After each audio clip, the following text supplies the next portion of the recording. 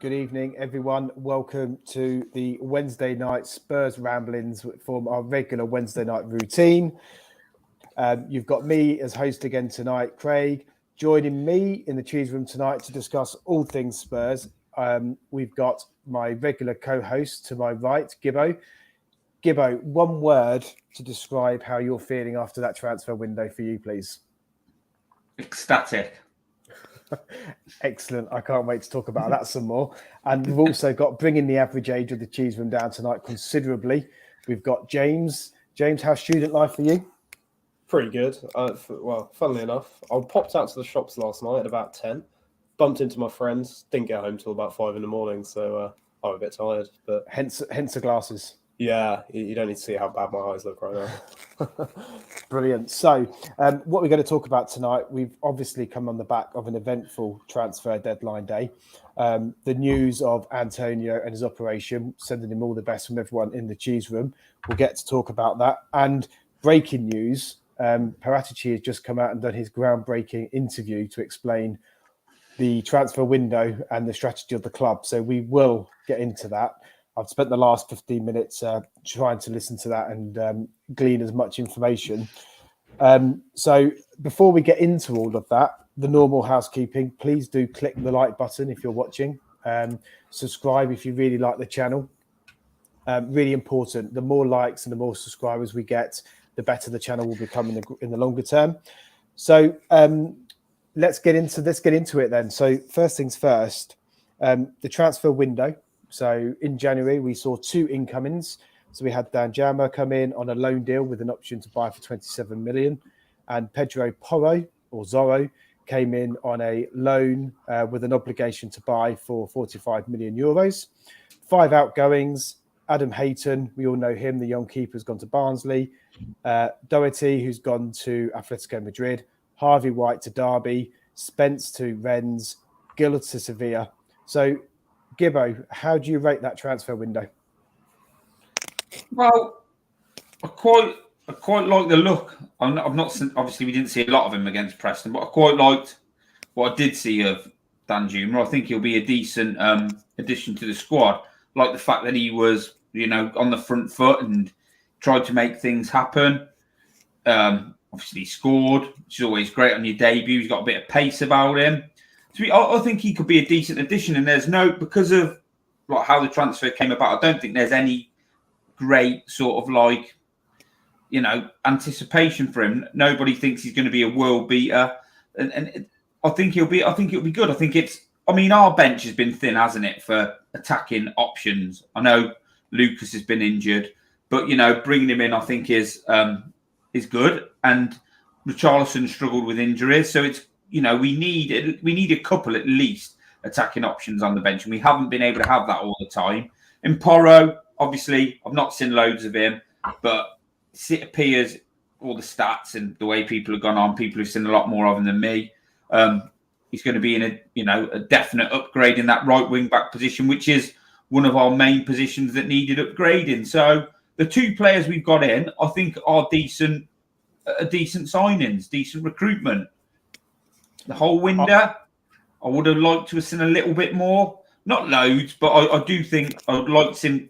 They're talking about the summer addressing the 2 centre-backs. I'd have liked us to try and address one of them. Now, possibly we couldn't, but just feel like we could have done a little bit more.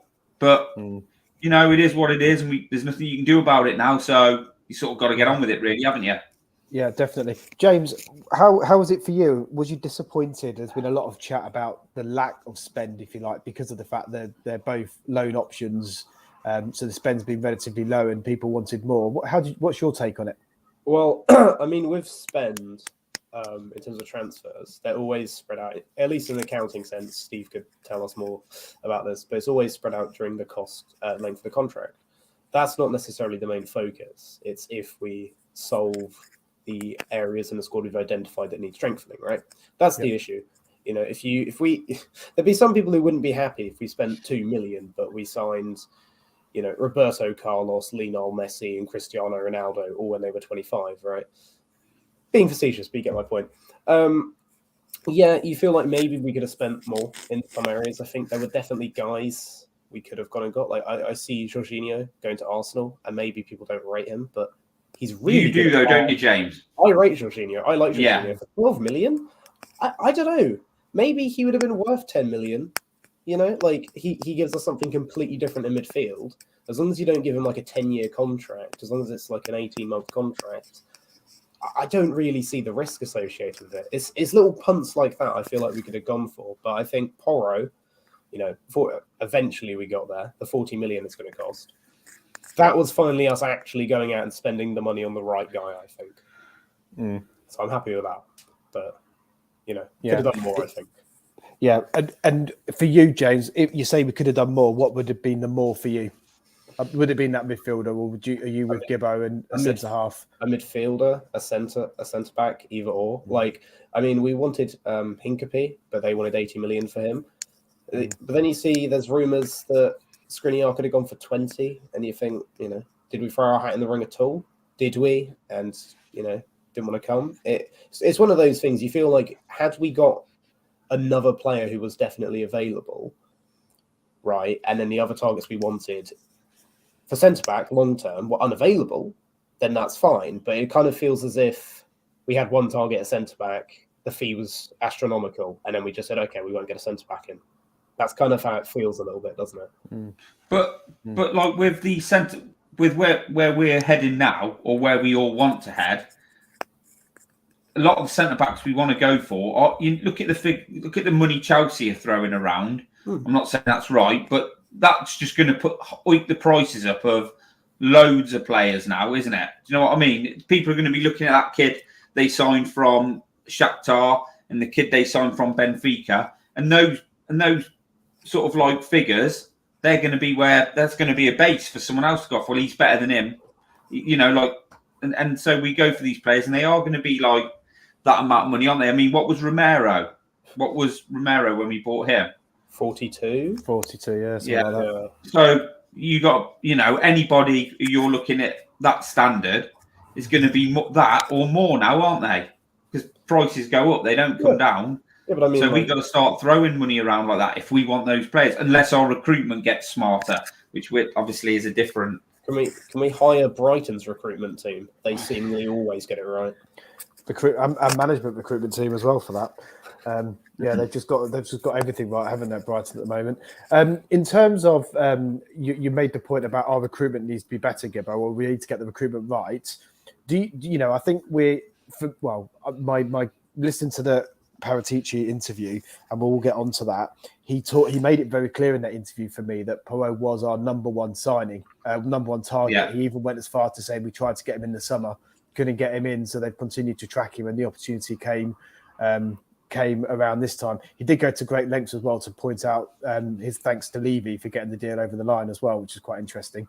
But do you think that's an example of where sometimes less is more, and actually getting the right targets in are going to ultimately better us in the long run? Because on our socials, people following our socials would have seen the stat about the 5 right backs or the 4 right backs it's taken us to replace Kyle Walker.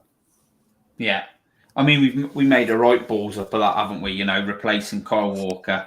But I think, you know, it's good that we have gone and got our... If he is our main target, like they say, and you've got to take their word for it, I suppose, then, yeah, that's what we want, don't we? Because we've all said before, we never get our top target. We always end up with option B or option C. Well, if he was option A and we've got him, then, you know, that's got to be looked at as a positive. But also, we've got to hope that option A for them, they've looked at him and he's the right profile of player, and he brings to the team all the stuff that the guy who's in charge of the team wants. Or like in longer term, that whoever we recruit after Conte, he's going, you know, we're looking at playing a certain way and that he fits into that mould. So that's sort of like, we're just hoping, aren't we, really? Because all transfers are a risk. But yeah, the fact that we've got our top target is good. I think more importantly, we've got to, not more importantly, but we've got to try and get these top targets, but work a way of getting it done. Not quicker, because but obviously it's so drawn out, isn't it? Protracted. And it's like somebody jokingly put on the socials yesterday, we'll be signing Porro at 10:59. Well, I think it was 10:52 by the time they announced him.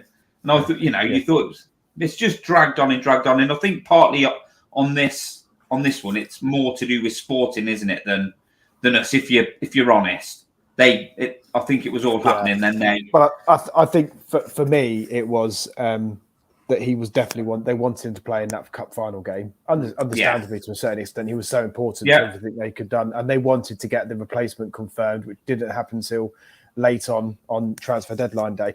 It was quite interesting. Someone on Twitter, I can't remember who now, made an observation from the video that they put together, the intro video, where he looked really happy to be dressed in a Zorro mask.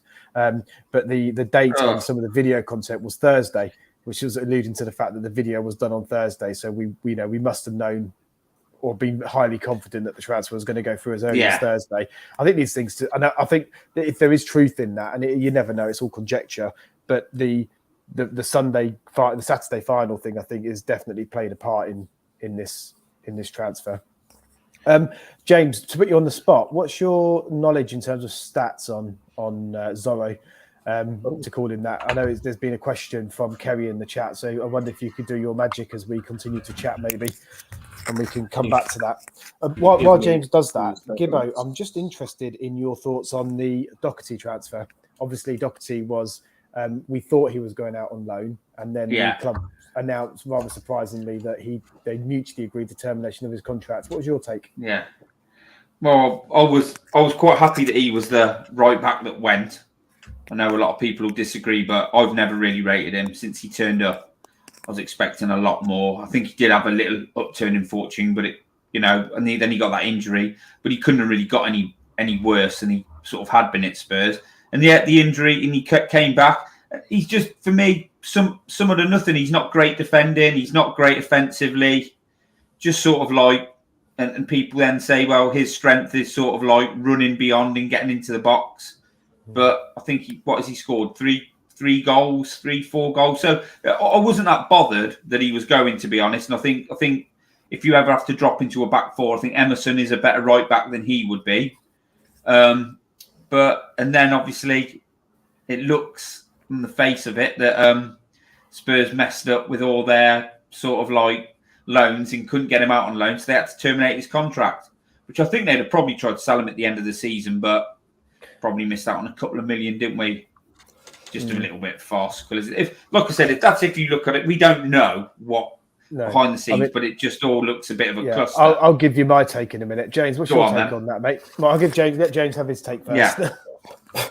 Well, it just seems funny to me, right? Like, I get Doherty isn't, he's not a young lad. He's not me. He's not the youngest, although there's Spurs players in our team that are younger than me, which is depressing.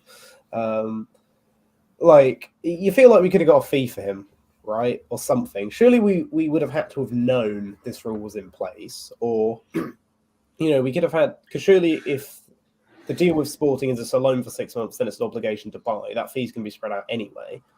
Why couldn't we have done it permanently now, paid some of the fee, and then, offered Doherty... They didn't want us to, James.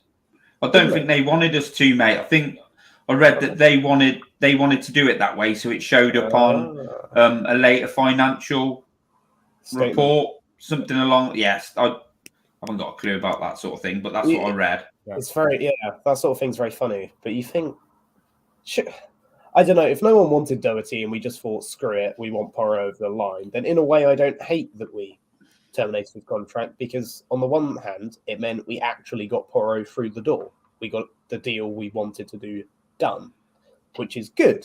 That's what big clubs do. But on the other hand, you think you could have gotten 5-10 million for Doherty, couldn't you? Do you reckon? Sure. Yeah. No. I reckon I won't say who's paying 5 million for James?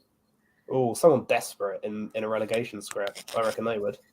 I'll tell you the best way we could have used him. I think we could have used him par X for someone.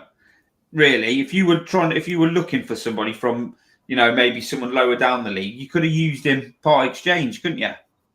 That would have been a better way to get rid. Use him to sort of like, barter with another. Like they were talking about Max Kilman from Wolves coming to Spurs. Yeah. And then I'm thinking to myself, if you can send Doherty back that way as part of the deal, as a sweetener, and if they want to kill him and get him in, then that would be better. But obviously, it's just all come to a sort of head. We need to get rid of him. We'll have to terminate his contract. We could have got So 30 mil off off you go. Everton for him. They'd have paid 30 mil for him, I reckon. I think Everton never I'm got surprised 30 million. I'm surprised Everton never went for him. On a loan. I think so. My take on it is maybe I'm going to give a little bit of credit here to the officials at Tottenham. I'm not talking about Levy or Paratici. I'm talking about the very experienced football secretary that we've got, and there's two of them there. There's two long-serving football secretaries and football administrators in Tottenham, and their job is to know the ins and outs of the rules and what can or can't be done around squads. I don't buy that a newly introduced rule this season wasn't under the radar of these club officials. I just don't. So I'm not, and that's not trying to. That's not me defending Levy or Paratici. I'm saying the officials that we recruit are paid to do this job. Full-time secretary of football administrators know this rule exists. So I think my take on it is I'm going to give the benefit of the doubt that the club did know that rule. We've tried to move him on in various different ways. I wouldn't be surprised if at some point during this transfer window we've tried to offload one of those 8 or one of the existing established players that are out on loan at clubs. We couldn't get them shifted, and as Paratici said in his interview today, if you could put any weight on that, it was too good an opportunity for Doherty to go to Atletico, and it was right for the player that we let him go. So I'm going to give him a bit of credit there, but and that's not giving me credit to Levy or Paratici. It's giving credit to the administrators in the football club. I mean, that is a cracking move for him, isn't it? It's unbelievable. I mean, he's literally got the best agent in the world. Is his agent George Mendes? Is he? Is that? I don't know. I don't really don't know. He's got the second best agent in the world. Roberto Martinez has the best agent in the world. Yeah. He consistently. What a move for Doherty. But it just, I mean, even Romano, who's usually bang on with these things, said he was going 6-month loan, and then Spurs, bring out their sort of tweet and say he's gone, and we mutually agree to. I also don't think, for me, I don't take for a second that there was a club willing to pay any money for him either. That's the reality of the situation. And I don't think so. And if he's not, and we not the first time, we let Deddy go for nothing to Everton, didn't we? If you remember, we had that Bryan thing, We paid Aurier off as well, didn't we? Yeah, exactly. Yeah. And so we was critical, wasn't we, Gibbo, the last show about not moving players on or keeping on to Deadwood for too long or waiting for bigger transfer fees from these players. We've got 3 examples in the recent era of where we haven't been afraid to make those big decisions and to let a player go, whether that's mutual termination or whatever. And I think to some extent that's got to be applauded. Davo in the chat just said we're crap at selling. We talked about the other day. We are crap at selling, so we'll give them away instead. I mean, but as well, you got to look at obviously we've got rid of him. We've moved Spence on, and I'm looking at it and thinking that's a great move for him. And then Spence has gone to Rennes, and I mean, did he choose that move? Do you reckon, James Craig? Do you think he's chosen to go to Rennes? Because I'm sure there must have been some Premier League teams after him, and that would have benefited us with him playing, in this league, so we can get a proper look at him. It does seem a bit bizarre that I suppose Rodon went to France. I don't know. Maybe he did want to go there. I doubt he speaks French. Maybe he just has a massive, massive love of good cheese and wine. I don't know. Some of our loan deals do seem a bit bizarre, but maybe we didn't want him playing for another Premier League team. Maybe there wasn't a Premier League team that wanted him. Maybe it was just a case of they want him and they're a top 6 European side in a top 6 European league, so we can go. Yeah, I mean, Craig in the group chat, in the chat, often posts insightful comments, and he's done it again today. And he talked about the fact they all wanted a buy option, which is what I read, and that's what I think Alistair Gold reported that he didn't want that, did he? No, he didn't want that. No, and I think at the end of the day, you can only loan into a Premier League club if there's as we talked about again on the pod the other night, if there's another club that's willing to give us the conditions that we want. So the condition is got to be right for all three parties, and it feels to me what we're seeing, certainly with the international loans we're doing, there's a theme of the clubs, reoccurring clubs that keep coming up. So probably something to do with the established relationships that perhaps Paratici has across Europe. We're seeing Rennes come up every time, Atletico Madrid come up, etc. I think, I'm not saying we're there yet, but I think we are getting better at getting rid of people.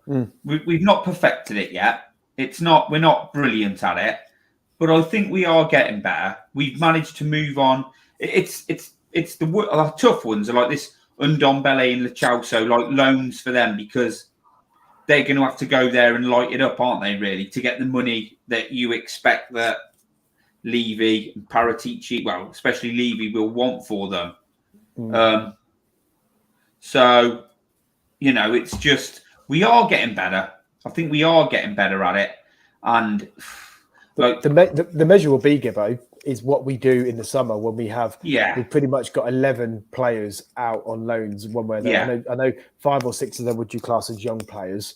But, and then you've got 5 or 6 more established players, the Ndombeles of this world, etc. It's going to be really interesting what we do in the summer in terms of moving some of these on, because even if you look at Troy Parrott, we're at a point with Parrott now where a decision needs to be made. So he's either going to be good enough to come and play for Spurs, or we move him on. Or because you probably as well, Craig. Like with Parrott, you've got to look at it and go, if we sell him now, could we get a few million? Whereas if we just let it play on and he doesn't make it and then he goes on loan, we'll just end up giving him away for free. So if we can get a couple of million for him, is now the time to do it. Yeah. I mean, did he sign a contract when he went out on loan to Preston? I think he did. I think he did. He did. Yeah, I think he did. Yeah. Yeah. But we're just the thing is, James will probably know more about the people in that who we're talking about. But it's like some of these players, we need to move them on, don't we? Instead of just keep sending them out on loan and then they come back. Because then every summer we're in every 6 months we're in the summer, we're back in the same position where it's like, well, we need to move so and so on before we get somebody in, and we just got to get better at moving them on quicker, haven't we? Yeah, we keep saying it. We're a bloated squad. And James, what's your take on? I don't know if you've had a chance to look at, just to go back onto Zorro. Did you have? What's his stats looking at? What's your take on Zorro? Do you like my stats? I think I've shared them when we did the transfer show. But in all attacking areas, he is in the top 1% in Europe for wing backs. So shot creating actions, he's in the top 1%. 4.8 for a match. His expected assists per game is 0.35. Assists per game is actually 0.4, overperforming. Shots total, 2.6.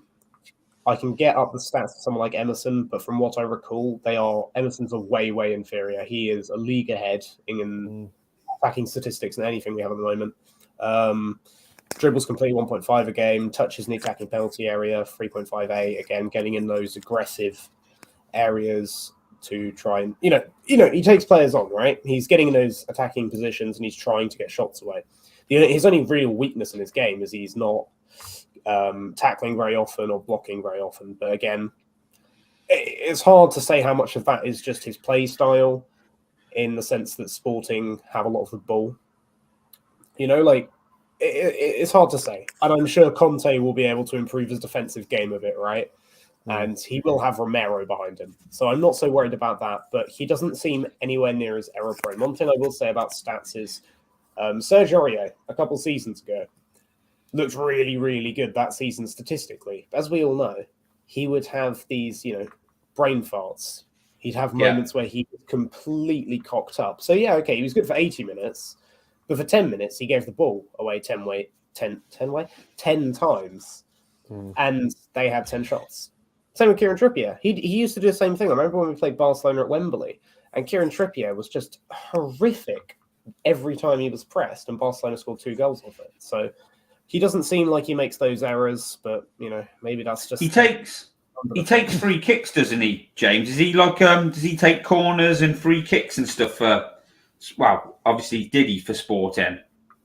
I have heard he is a set piece specialist. I haven't watched enough of Sporting to say if he's their regular taker, but look, as long as Harry Kane isn't taking free kicks anymore, everyone who's in row Z doesn't have to do this. I was going to say, Craig, can you imagine being sat in that ground now, balls placed just outside around the D, and you've got somebody who can hit a free kick, stepping up to take it? Yeah, it'll be exciting, won't it? Get us on our feet again. It's interesting. So overall, then, we're both all of the view that we've significantly strengthened in that right wing back position. Oh, yeah. I'd say so. I mean, low bar, mate. Low bar. Very from low bar. Yeah. Our right wing backs. And are you concerned the fact that we've lost in that same position for the rest of the season, Spence and Doherty? Does that concern you? Do you look at strength and depth and think there's a problem there, or are you quite happy with those two, Emerson and Zorro? James, do you want to answer that? I mean, Spence wasn't playing anyway.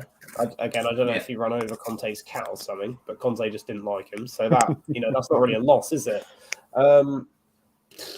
Doherty had a decent run of games towards the end of last season, but Porro is our starting right wing back now. And as much as Emerson gets slack because he can't cross the ball, he can't go forward, and he seems like he can't play football all the time, he is actually much, much, much better than Doherty defensively. He can actually tackle a player. And, he has had the odd good game recently. So, and he's young, right? And also the thing with Emerson is he does really seem like he really wants to be at Spurs. Every time he has a decent game, he puts out a completion, right? Like he's obviously trying. And I'd much rather have, of the two not very good players, I'd rather have the guy who's younger and is really trying. I mean, it would have been nice if Spence was the one who stayed and Conte rated him, but say Levy. So, it's good. We have one very, very good right wing back and one who's probably a good right back. So, there's a bit of balance. I agree there, mate. Perfectly serviceable. Perfectly. But Spence wants to come back, doesn't he? If you believe what you read, like Spence does want to come back. He believes that he can have a future at Spurs. So, I don't know how you'd keep Emerson, Spence and Porro all, I don't suppose we would at the moment. I don't suppose we're at that level where we could keep all of those happy. But, if Porro comes in and does a really good job, then and Spence comes back, you'd like to think, wouldn't you, in an ideal world, that Spence and Porro be your two right wing backs because we're going to play front foot, lovely attacking football. And, attack is the best form of defence in an ideal world. Yeah. In my ideal world. No, the one thing I will say, actually, is when Conte first arrived at Inter, he sent Perisic out on loan for a year. He didn't rate him. And then when he came back after a year at Bayern, that's when he started playing a lot more. So him sending Spence out on loan doesn't, it's not the end of his life if Conte's here next season necessarily, right? It's maybe. But yeah, you'd like to think Spence is the guy, right? But I've not seen him play for Spurs, so it's impossible to say. I've seen a lot of Emerson Royale, I've seen a lot of Doherty, and I know how good Porro is. But so if we get an injury, Craig, to let's say Porro and Emerson, who plays right wing back? Moura. Tanganga. Moura played there in pre-season a couple of times, didn't he? So maybe that's the thinking. And if you think pre-season, Conte was talking about him being a right wing back. That's what he was telling he was going to do with him. I think obviously fitness, injuries, and everything. I know we keep saying we've probably seen the last of Moura, but if you have injuries to both of those players and he's fit, I wouldn't be surprised to see him. Or like you say, Tanganga, there's another option in there. So there's players to it. And Kulusevski, and there's options, Perisic. isn't there? Perisic. Perisic could swap sides, couldn't he? Play there, and Sessegnon could be on the left. Yeah, we'll get to Sessegnon and stuff. I think as we go through. Just in terms of just to sort of round off the window, Bryan Hill left on loan to Sevilla until the end of the season. Again, no option to buy. But obviously, in addition to him leaving, we obviously bought in Danjuma. Do you see that as a straight swap, just one in, one out? Are they the same? Are they going to be playing the same position? Is it an upgrade? Yeah, when we got Danjuma in, I said that's just. I think we're getting somebody in because somebody's going out, and we need a body in that area. You need a replacement, don't you? And I think that's what it is. But I think when you look at sort of like the physicality of Danjuma, you probably Conte, when he's back on the touchline, is probably more likely to use him. I know he used Hill a couple of times recently, but I think that was more a case that he had to. And I think Hill did do all right, but I think Conte always looks at that physical build and the stature of a player. And, I probably think he thinks, we'll get this guy off to Sevilla, and I'd rather get someone a little bit more robust, a little bit more physical, a little bit quicker. So yeah, I think it's no more than that. And the club obviously see Hill has got a future at the club, so no buy option. Just go and have 6 months playing football. And Paratici now has had 3 transfer windows, I think. And he talked about when he started. He talked about it again in the video tonight. For those that haven't seen it, he talked about the fact that it's a project at Spurs. No sign of him leaving, by the way, in what he was saying, but different conversation. But it's definitely a project at Spurs, and it's going to take time to rebuild this squad. And he was talking about one or two acquisitions in every window to continue to strengthen the squad. How do you think, James, is he slowly rebuilding this squad? Is it getting better? It's definitely getting better, yes. I mean, I think he's had some misses, but when you look at what he's doing, he's signing predominantly younger players who we think can improve the team now, the squad now, and also have potential to improve. Which I think, if you don't have the money of a country like City or wherever Chelsea are getting their money from now, maybe Roman's still in charge secretly and he's just put on a mask, I don't know. Then yeah, that's kind of what you have to do, right? It's what Liverpool did for years and years when they were winning titles. So he is doing it. You could argue, could we be doing more with our resources? That's the real sticking point of that question. But yeah, the squad is improving, right? Like Ibrahim Kulu, Bentancur, I think everyone in the Spurs fan base agrees they're very good. Romero as well, yes. Perisic, yes.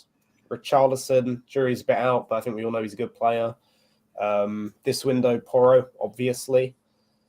The only real question marks are over guys like, Hill and Emerson. But, there's obviously a player in Hill, right? And Emerson, he's a right back, not really a right wing back. He's had a bit of a tough time of it. So, I think most of what he's doing is right. I think it's the correct approach. It's just whether or not that matches up with the manager and the style of play. And yeah, it might take a bit of time. But I know we always. Yeah, but I mean, what I'm about to say, I know we always, it's always, the next transfer window, we're going to do this, we're going to do that. But I think the next transfer window will be key because I think we're going to have to go for a new keeper. The Kane situation hasn't been dealt with yet. We're going to need new centre halves. I think the next transfer window is going to be big. And I know we're always saying, the summer, the next one is. But I think that will be key, and I think that will be the tester. I agree with James. I think Paratici has had, he's had some definite, decent, some hits, but they're with a couple of misses and a few not sures. But I mean, I think people are a bit like meh with this transfer window.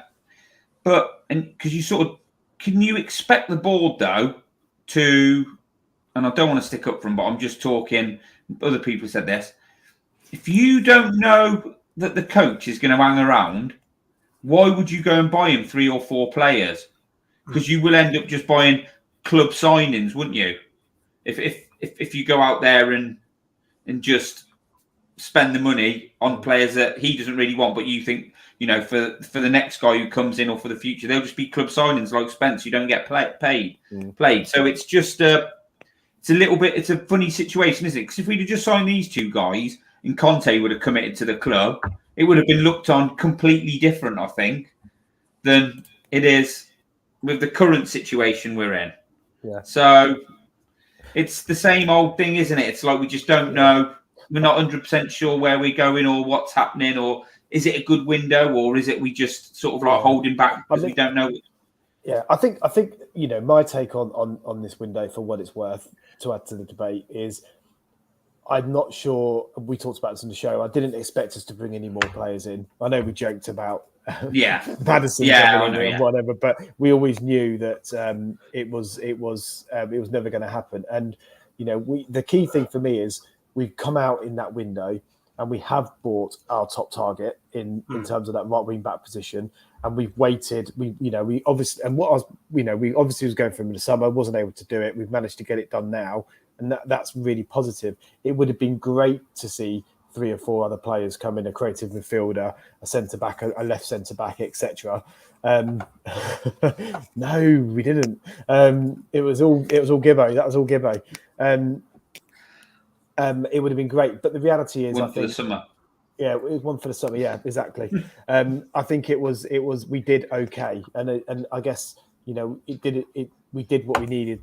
We had to do, I guess, which we had to do that right wing back position. It was critical. We did that right wing back position. Yeah. But looking ahead to the summer, then we've sort of touched on it. We've got a big summer ahead of us, Gibbo, as you've said, and James.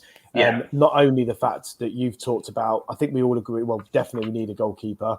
Definitely we need a left centre back, creative midfielder, and whatever happens with Kane, maybe a forward. So there's 5 or 6 key players there.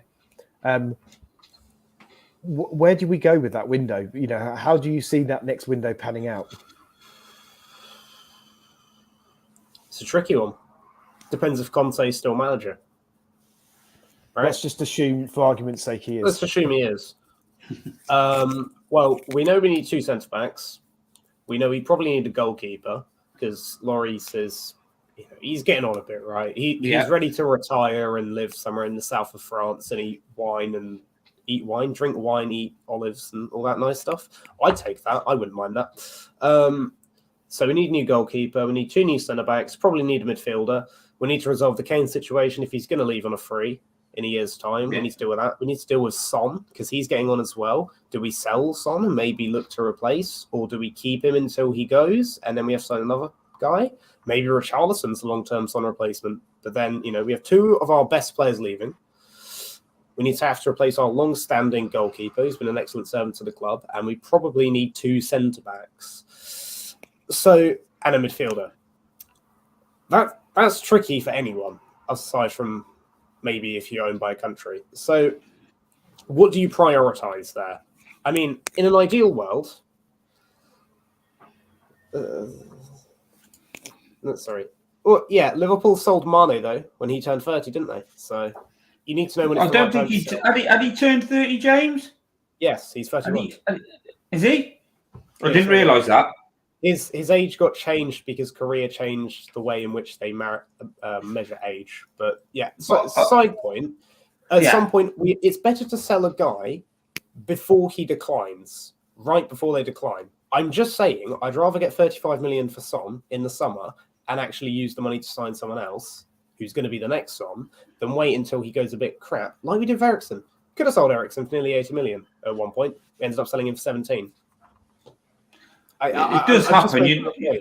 I mean, it is just to play. Sorry, Craig. Sorry, mate. Sorry, Gibbo. No, sorry. I was delayed a little bit there. I think it's quite interesting, James. I mean, looking at it the other way, if we can offload in Ndombele for the 30 million, which will be a miracle, I accept.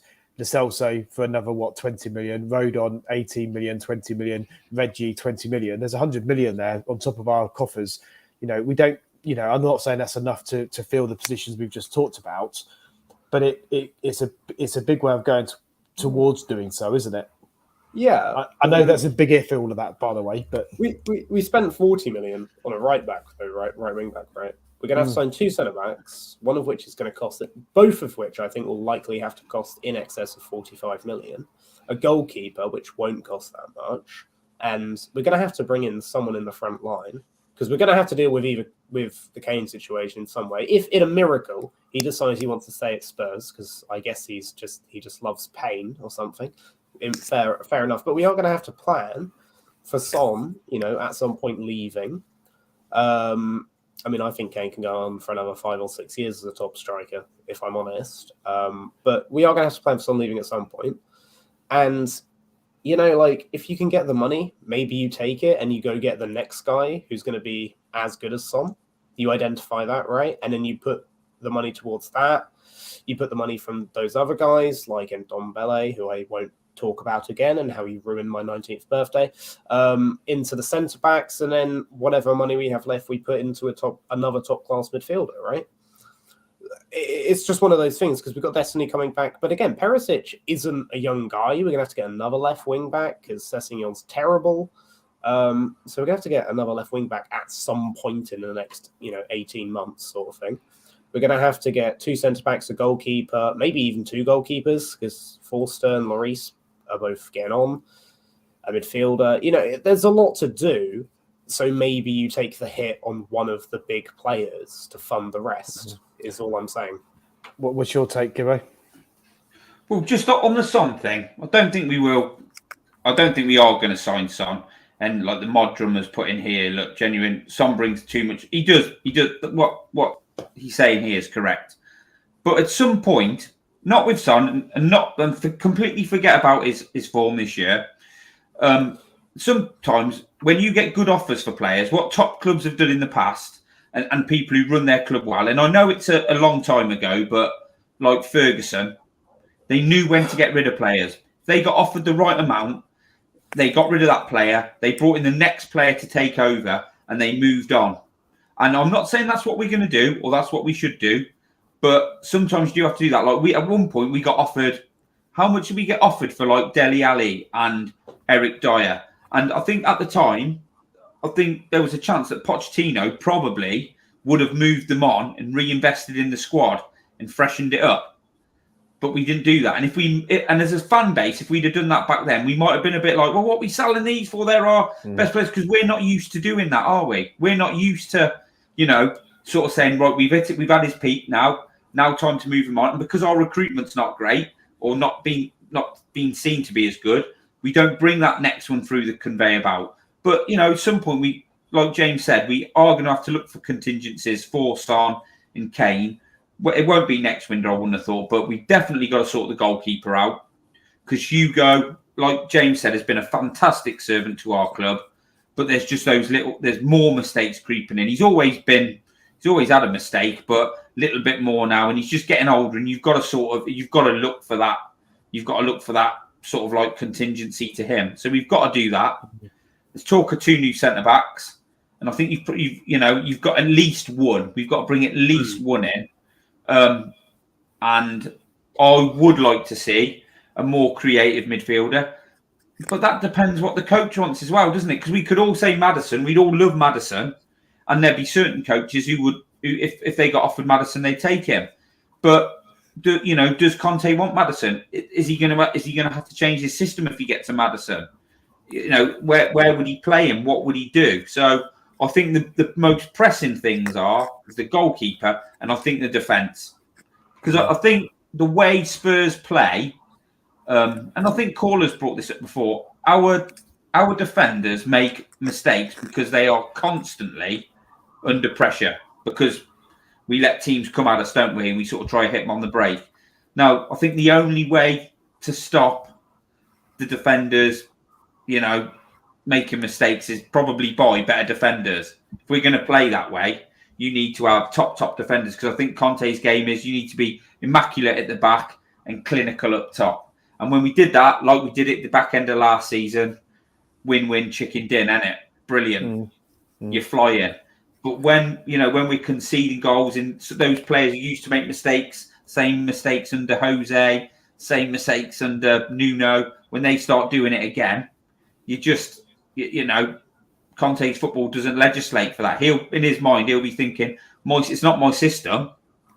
It's these boys making mistakes constantly. So, but yeah, I think it's a big summer, but I think the defensive side of things. Yeah, so we've got a big summer shopping list. We've got a big summer in terms of trying to get rid of some players on Vinted. Do we have to buy, or do we, with that shopping list, sign Danjuma for 27 million in the summer?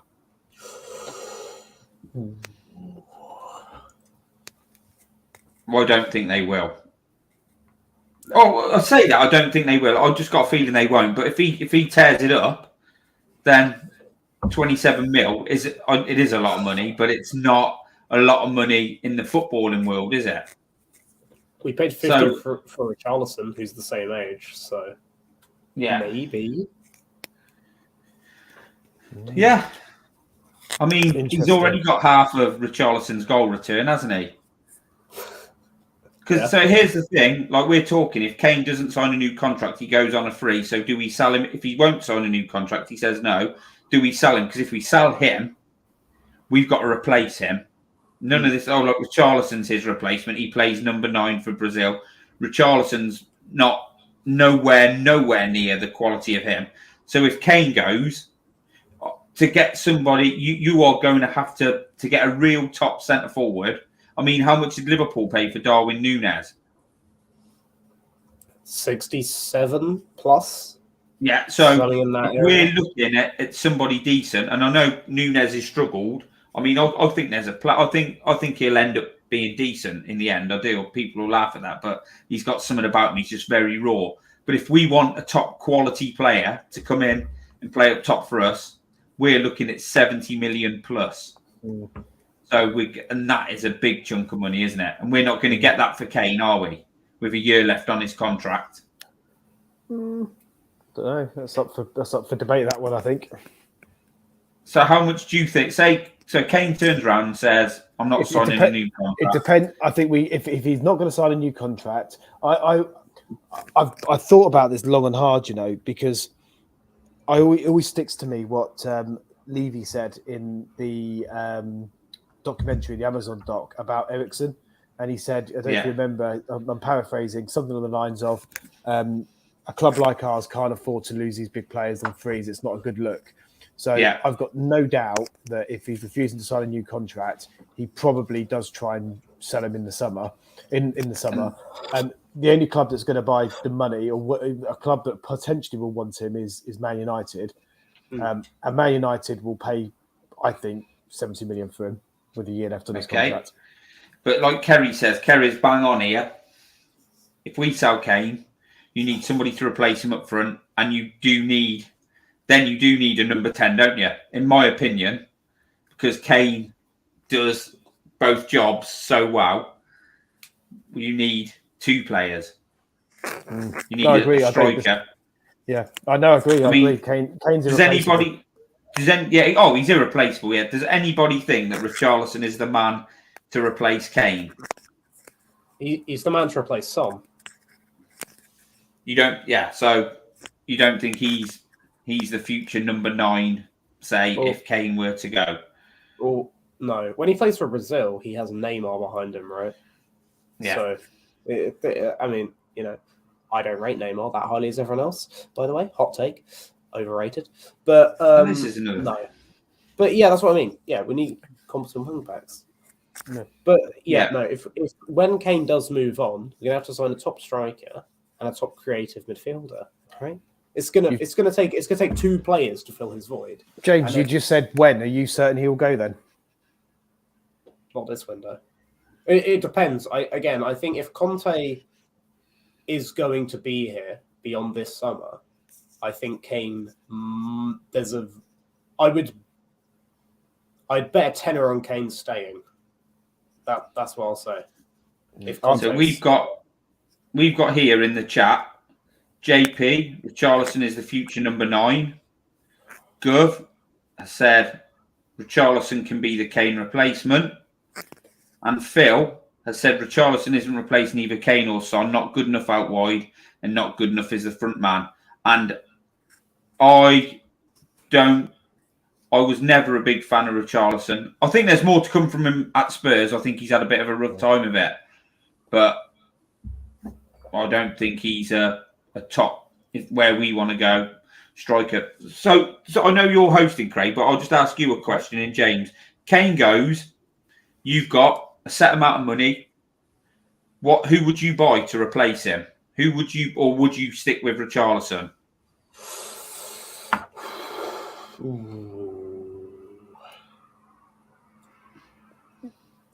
I don't really want to think about it. It's not entering my. I have two. If Conte's still there, does he go and get Lukaku? Oh God, please no. Although, go on, James. Conte gets the best out of Lukaku. Yeah. Let us know who you think then, James. Who would I want? If this is a game of football, if this is a game of football manager, not football manager, because you can buy pretty much whoever you like, don't you? I'm saying a realistic striking target who could come in and take Kane's place, hopefully. I can name someone who would score a lot of goals, but would cause a lot of issues. Go on. Icardi. Oh, really? Yeah. I think Justin's it. Then I like this. No. It's going to have to be a big name. It's going to have to be a big name. Tony, yeah, sure, he's a natural replacement in some senses, but my issue with players like Tony is that he's not brilliant technically. Maddison, no, a lot of people are saying Maddison with a. Well, Vlahovic flopped, right? Then again, we love signing Inter rejects, so maybe. I don't know. We don't have to go for a player of the same, character. We haven't got to sign a big physical striker like Kane again. We can buy someone else who plays the role slightly differently, right? Guardiola kicked out Samuel Eto'o for Zlatan Ibrahimovic, right? Like you can do that. You can replace a player with someone of completely different characteristics in the same position. It's about managing that, right? So we can look at smaller guys like, Lautaro Martinez, right? Big names, but guys like that could score a lot of goals for us in the right system. I don't know. I don't know that Kane will leave. I think the bigger question is Son leaving, because we will have to move him on at some point. I think for some reason, Kane, like all of us, we've all asked at some point in our lives, why do we love this football club? It brings me so much pain every day. Why did I decide to support Spurs? I think Kane is maybe the same, Yeah, and I think as well. Sorry, Craig. If this team evolves how we'd like it to under Paratici, and we rebuild this squad like we're saying, and we bring players in, and we sort of like get a creative midfielder and your wing backs are sorted, then if those players and the team starts functioning as the guy in charge wants it to, then that recruitment, that replacing of Son and Kane, no matter at some point, not saying it's going to be now, I'm just talking in the future, no matter how difficult it will be a little bit easier. Because if you bring someone in who can score goals, and you've got players there who make goals, if you've got someone who can score goals, they'll continue to score goals, which will obviously is what you want. You're not going to have that quality that Kane brings. But, Son was brilliant, scored brilliant goals at the weekend, but he may be on the decline. I'm not saying he's, that's it, he's finished, he's done, he's going to be crap, but he might be slightly on the decline. So you have got to look to sort of like replace him. But, and like Gov's just said, the best thing about this chat, lads, is different opinions, debated, no insults. That's what we want. But, yeah. So I wouldn't mind Tony, though. If you got Tony and Maddison to replace Kane, I'd be happy with that. I mean, I think the hope has to be that he does sign that new contract and he stays here till the end of his career. And I still think I still think there's a good chance that can happen. But yeah, we will see. Time will tell. So moving on then. So we've talked a lot about the squad in terms of where we are now and what we need to do in the summer. More immediately, what happens? What's your prediction, James, for this squad as we have it now to the end of the season? Where do we finish? 4th. Okay, 4th. And just before I ask you to expand, where are you at, Gibbo?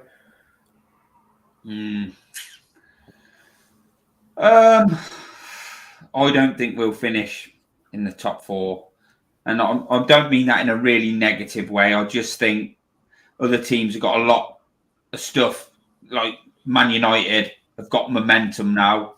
I think Newcastle defend well, and they do enough to win games. And I think Arsenal and City are think City, if they're capable of going on a really good run and extending what they got, and Arsenal are too far in front. So I think we'll finish 5th or 6th. I think we'll get a Europa League place. And due to that, and just to slightly take it off on a tangent, so I hope we really go for the FA Cup. We got a real chance in the FA Cup, a real chance. And if we were to finish Europa, I know we want more in the league. I want to finish top 4 and win trophies. But if this season we finish just outside it and won the FA Cup, I'd take that because, we haven't won anything for so long. James, why are we going to finish top 4 in your opinion? Well, why are we going to finish top 4? We finished 4th last season. I mean, again, I will expand. We've been poor in the first half of the season because we've had a congested fixture list in the World Cup, which, other clubs had to deal with, right? But that plays a significant effect on us. I think only City sent more players in the league than we did. Newcastle are decent, United are decent. We strengthened. We had players out on injury. We had to play with Bryan Hill, who I rate, but in reality, should be Richarlison playing those games. We've strengthened at right wing back. We've got another attacking option in Danjuma. I just think it's not as bad as some people think it is, Maybe this is the wine talking, but no, I think we're good enough to get 4th. I think we're better than Newcastle. I think we are better than Newcastle. And I think we're better than United still, right? Really? Yes. I don't think they're that good. They're not playing the way Ten Hag wants at the moment anyway. He's being pragmatic because De Gea can't pass the ball. I don't think either of them are that good. They've spent a lot of money, and I don't think they're all that. I think it's just because Liverpool have had a horrific season and City have been crap this season. So, really we should be taking advantage of it, but we're not because we're kind of in a transitionary phase in our season. As are Chelsea, they're also crap at the moment.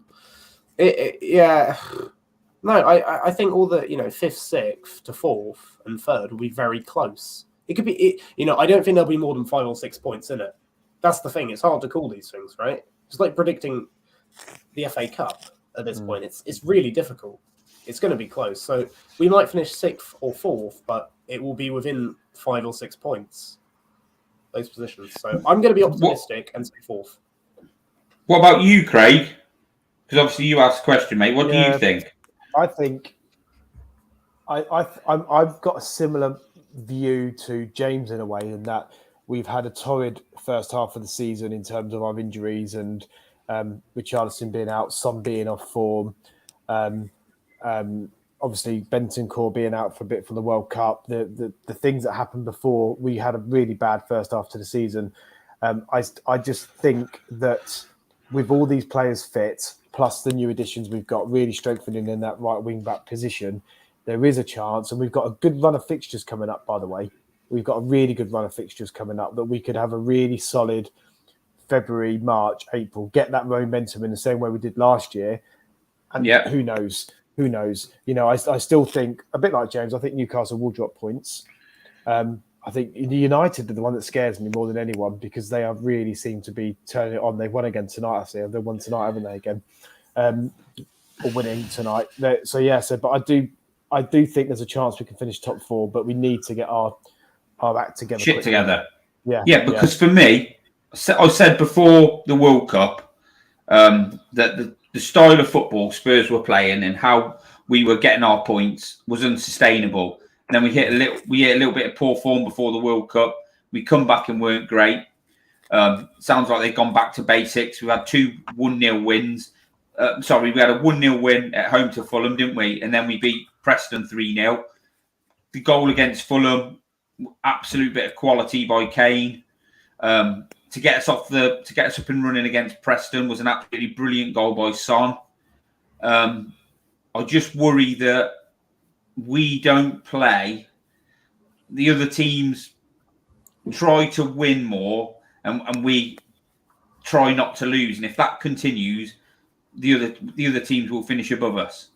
Unless we need to kick back into gear how we were playing at the end of last season. That's what we need to do. If we're going to finish top 4, we're going to have to do that because the way we're playing, good result away at Fulham, good result away at Preston, who, by the way, were fucking awful. Preston were awful. but you still can only beat what's in front of you. We've got to up it. And like you said, Craig, Sunday's a tough game. Anything out of that's a bonus, really. And then we go into a run. And there's a few tricky games in there. I think the way we're playing, the way we sort of played this season. I say the way we're playing, the way we, how we've performed this season. I'm just not confident. I'm just not sure what Tottenham are going to turn up for the rest of the season, and that's why I don't think we'll finish fourth. We don't seem like a team who have built any momentum, but fingers crossed that we will kick into gear. But as I'm sure you'll go on to, some new signings come into the club, Craig, and then boom, your manager's got to have his. Yeah, I mean, we said at the top of the show, and it was surprising. Unsurprised. There was nothing. Normally, you get rumours of things, don't you? I thought it was quite interesting the last few weeks how he's been ducking out of the press conferences, hasn't he, a little bit, and not been doing the press conferences. And the club then announced that, as we've got here on the screen, that Antonio has had abdominal pain since had an operation. He's now looks like could be quite a lengthy recovery. How do you think it's going to impact us, Gibbo? I'm not sure how long he's going to be out for, but Conte is I get the impression that players feed off his energy, especially like we did at the end of last season. So I'm not sure really. I mean, his assistant, the guy who comes out and does the talking for him, seems all right. He seems a decent guy. He seems like he knows what he's talking about, and obviously he's trusted by Conte. So I'm not sure really, mate. I think time will tell. Talk about he'll have a bit of rest and then he'll be back. But what are we looking at him coming back? What do you reckon? 2 weeks, 4 weeks? Yeah, I mean, social media is full of examples of people saying they had the operation and they was back on their feet within 1 week. Other people have said it's 6 weeks.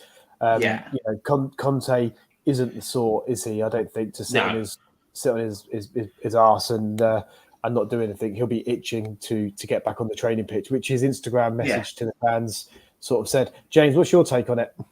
Yeah, I mean, I wish him a speedy recovery. Obviously, I think he'll be back fairly quickly for the same reasons that my father laid out on Twitter earlier. He'll probably be in some private care.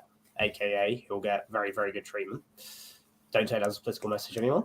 Secondarily, at the club, we have doctors who can kind of keep an eye on him. I mean, don't let our medical staff near him, James. Don't let the Tottenham medical staff near him. We want him back as soon as possible, mate. He'll be out for 2 years. No, but there'll be medical professionals who can keep an eye on him while he's around. So if something did relapse, they would be nearby. So I think he would feel. I think he'll return fairly quickly because I don't get the impression Conte's the kind of guy who fancies a lengthy break. He'll be like in his hospital gown thinking, nah, I'm fine. I'm going back to work tomorrow. It's fine. And doctors are saying, no, you need 3 days rest. He's like, nah, I don't. I'm fine. I'm good. But, be on the training ground, ass hanging out. In all seriousness, I think a week or so, maybe 10 days. I don't think it'll be that bad. Again, he'll have had very good care. And there'll be doctors, if it's that bad, a club doctor can follow him around, right? Even if he's just there to shout from a chair in a gown while someone feeds him his dinner. Dan Harrison, we got it on the screen there, has asked whether our style will change with Conte being out. What do you think, Gibbo? Nah, mate. He'll be told what team to pick, won't he? Told how, he probably knows Conte's style of football and how he likes the team to play like the back of his hand, mate. So it won't be changing a lot, will it? No, I mean, my suspicion is that he may be in Italy resting up or in London, wherever he is resting up, but he will be on that voice call, video call, Skype calls every single day to the coaching team and players and everything else. So he'll have his hands all over team selection and the way we play, and good. What I say, I think that's the right thing as well. Yeah, you need him, don't you? You've got to have your coach there, haven't you? The main man. You know, if he's not available, if he's sent off, like if they're sent off and they miss a game, you can get over it. So if he misses one game, then when is the next game? We've got City, haven't we? And then is it AC Milan in the week? Yeah, it's home, isn't it? 14th, isn't it? I don't know if that's the next fixture or not. So let me get the fixtures up. So we've got Man City, then we've got Leicester away on the 11th of Feb. Yeah. Saturday. And then we've got Milan away on the 14th. You know, let's just hope 2 games at most he misses, hopefully. You know, because getting back in the dugout, even if he's just a presence around the ground, we need him there, don't we? So fingers crossed. And more importantly, just hope it, you know, the operation apparently went well. Just hope he gets better soon, really. His health, you know, health and stuff's more important than football, really, isn't it? Definitely, yeah. Sending our best wishes to Conte at this time, and we'll hopefully see him in what do we reckon? Milan away at the latest. Yeah, is our prediction. Yeah. So in terms of, we've obviously got the preview show coming up on Friday. So I'm sure they'll discuss it more here. But very quickly, to sort of finish off the conversation tonight, does Porro start against Man City on Sunday? Go on, James. I think he does, yeah. Do you? Yeah, he's an immediate upgrade over our options at right wing back. So yeah, he does. I mean, Sporting play a free at the back system, so he already knows the role. I feel like maybe he does, right? Although, having said that, it's City, so maybe you want Emerson for his defensive work rate. That's going to anger somebody. Bigger question, James, is how long do you think he'll get before we all start saying he's shit?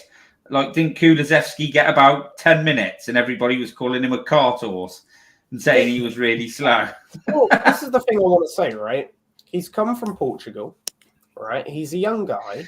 It might take him a few months to adapt, right? He might not, don't expect prime Cafu immediately, right? Like, it might take him a bit of time to adapt. I have no doubt he will be very, very good, but it might, you know what I mean? It might take him a bit of time to adapt. We want him. We want him in that team, and he's got to hit the ground running straight away. There's no bedding in time. We spent 40 odd million on him. Get out there. We want prime Cafu. Yeah, I hope he will hit the ground running. I think he might, because it's the same system. And he has lived in England, so I think he speaks English. He was in the City's Youth Academy at one point, so I imagine he speaks English anyway. So I don't think hopefully he doesn't speak too much Portuguese, because then he'll be talking to bloody Emerson Royale and Lucas Moura, won't he? So hopefully not. But I don't think it will be too difficult for him to bed in. He obviously really wants to be here, so I think he'll be fine. Maybe he does start against City. I want him to start against City, but if Emerson Royale does start, I understand why. Is all I'm going to say. I think the point I think someone made, we had it on screen a second ago. Was it Phil? Phil made the point that debut against his former team is a really good point. Yeah.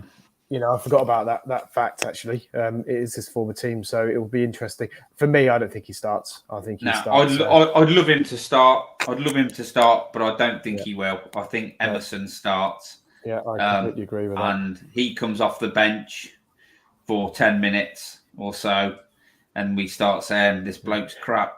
And to be fair, I'm joking. You know I'm joking. Emerson's done well recently. The last few games he's been all right, hasn't he? He's received some plaudits from us on the pod and generally on social media. So I think, it's not, and we got to accept as well that Conte's top two. That's who it is. We've got Porro and Emerson. So. I do think Phil's comments justified, though. You put that guy in. It's a big game, City at home. We've had a decent record of them as late. I went to the game when we beat 1-0 to start the season, and it was absolutely rocking in that stadium. And we were under the cosh for large parts of that game. Tanganga had a really good game, and the players fed off that. If we could do that again, and playing Porro is part of that, the fans get up for it, then that will be massive for us on Sunday. So I'd love to think that that's what would happen. I just don't think it will. No, neither do I. And finally, just quickly again, we'll talk about this. Just score prediction, Gibbo, for Man City. I think 2 or 3-1 to City. Okay. Boo. Oh no, James? sorry. 2-0 Spurs. Oh, go on, Good James. lads. Good lads. Yes. Are we sorry, Craig, before we go, have you got a little bit more news on like what Paratici said in this? There was nothing else really of any note that he really said, to be honest. He talked, what I thought was quite interesting. He obviously talked about the fact that it was a project and it's taken time. He was asked a question around why we've got so many loan players away, 10 loan players around, and what the strategy was around that. And to be honest with you, it was a politician's answer in that he didn't answer it. Just said 5 are junior players or younger players and 5 are senior players that need minutes because they're not in our squad. So in all, there was pretty much nothing really. What is interesting, the Trust have come out today and said that Tottenham have said they'll get a full response to their questions they put to them around the strategy and the objectives of the club and things. And they're going to get that tomorrow. So that will be interesting whether there's anything more telling in that response. Again, I suspect it will be very much a politician's statement, if I'm being honest. But nothing of the note. But it's 12 minutes of my life I'll never get back. Yeah, wow, same old shit, innit? But good to see that we've got good in the comments. People are putting their score predictions in, and everybody's really positive. It's just me who's pissing on everybody's chips with. Yeah, I know. To be fair, though, we have got School of Hard Knocks, mate. School of Hard Knocks. City. So yeah, I don't think it'll be that bad. No, hope not. No, I don't. But no, it's been again. Please do like and subscribe. It's been a great another midweek ramble from myself, Gibbo, and James. Thanks for all coming on. We'll see what happens at the weekend. Don't forget, we've got a show on Friday night, which will be the preview show. Keep an eye on our socials, and you'll hear the panel. Who's going to be on that. And then Gibbo and I and another guest will be back next Wednesday. Yeah, I just wanted to say there was somebody mentioned it in the comments earlier, that there's been some good debate tonight in here.